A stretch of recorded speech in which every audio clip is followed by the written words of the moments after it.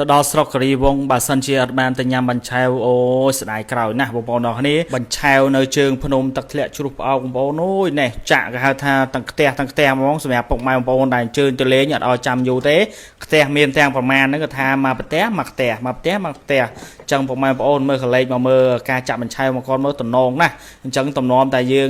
បានញ៉ាំវាកាន់តែតំណងជាងនឹងទៀតណាព្រោះតែមើលសិល្បៈដែលគាត់ចាក់ហៅថាជាសិល្បៈមួយដែរនិយាយទៅព្រោះពុកម៉ែបងប្អូនយើងដែលធ្លាប់ទៅខាងទឹកធ្លាក់ជួបផ្អោកហើយជាដឹងហើយពុកម៉ែបងប្អូនគ្នាហើយបាញ់ឆែវនៅជើងភ្នំទឹកធ្លាក់ជួបផ្អោកនេះនិយាយពីមួយកន្លែងនិយាយពីឆ្ងាញ់អូឆ្ងាញ់បងប្អូនគ្នាបងប្អូនដែលធ្លាប់ទៅលេងរដូវខែប្រជុំគឺមានទឹកធ្លាក់ប្រហែលជាគាត់បានញ៉ាំបាញ់ឆែវនិយាយទៅចុះពីខាង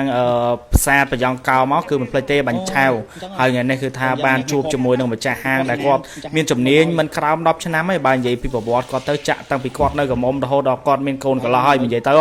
ចាក់ខ្ទង់7 10ឆ្នាំ8 10ឆ្នាំហើយបើតាមសួរគាត់ទៅណាអញ្ចឹងពុកម៉ែបងប្អូនដែលទៅលេងស្រុកកេរីវងគឺមិនគួររំលងតែម្ដងគឺទឹកធ្លាក់ជ្រុះផ្អោកគឺមានបាញ់ឆែវបាទហើយឈ្មោះកន្លែងគាត់នេះគឺចំណូលទឹកធ្លាក់បាទស្រីអូននិយាយទៅខ្ញុំទៅប្រហែលដងគឺខ្ញុំញ៉ាំហ្នឹងបងប្អូនគ្នាប៉ុន្តែអត់ទាន់បានធ្វើវីដេអូចែករំលែកសម្រាប់ពុកម៉ែបងប្អូនដែលទៅលេងស្រុកកេរីវងទៅចូលកន្លែងញ៉ាំអីឲ្យឃើញណាអញ្ចឹងខ្ញុំសូមណែនាំបើសិនជាពុកម៉ែបងប្អូនចូលចិត្តរបៀបថាមានបន្លែផ្ទាប់មានអីត្រូវបាទគឺថាបាញ់ឆែវទឹកធ្លាក់ជ្រុះផ្អោកពុកម៉ែបងប្អូនអើយមើលឃើញគេហៅថាទាំងថាសតែម្ដងថាបន្លែមិនថាបាញ់ឆែវទេបងប្អូនអើយអញ្ចឹងនៅកន្លែងគាត់គេមានកញ្ចោះអង្គុយបែបជាលក្ខណៈ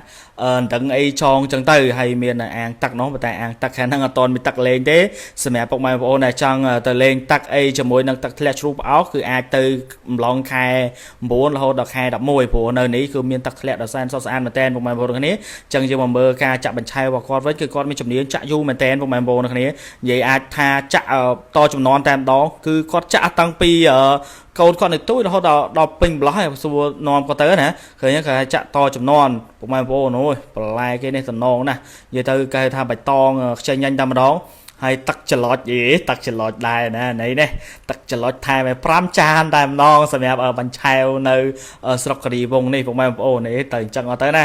រឿងទឹកច្រឡុចនេះគឺថាផ្ទុះសាហាវដែរពុកម៉ែបងប្អូនគ្នាអញ្ចឹងថ្ងៃនេះគេថាយើងមកជុំគ្នា6នាក់បើនិយាយទៅពុកម៉ែបងប្អូនអត់មាន5ឯណា5នាក់អីទេពុកម៉ែបងប្អូនអូយនិយាយទៅបាញ់ឆែវនៅនេះហ៊ាននិយាយថាឲ្យអួយតែម្ដងហើយចំពោះនៅតម្លៃវិញគឺថាមហាសែនធូតែម្ដងបងប្អូនគ្នាញ៉ាំមួយឆ្អែតហ្នឹងអស់តែម្នាក់6 7,000រៀលបងប្អូនគ្នាមានអីគេបន្លែទាំងកញ្ច្រែងមកហើយបាញ់ឆែវមកផ្ទះគឺថា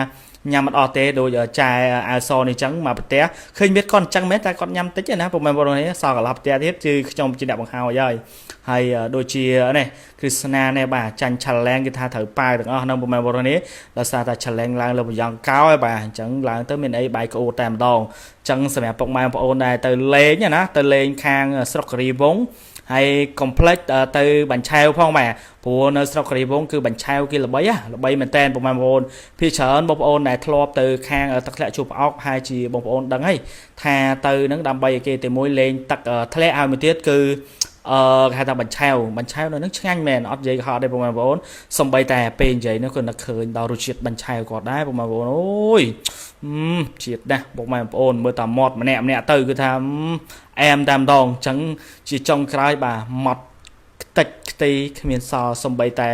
បន្តិចចឹងវីដេអូពូនេះខ្មែរគឺមានតែប៉ុណ្្នឹងគឺចង់បង្ហាញអំពីបាញ់ឆែវបងប្អូនបើថាចង់ទៅលេងទឹកធ្លាក់ជួបផ្អោកអីខែនេះអត់ទាន់មានទឹកទេបើថាចង់ទៅញ៉ាំបាញ់ឆែវគឺអូខេហើយ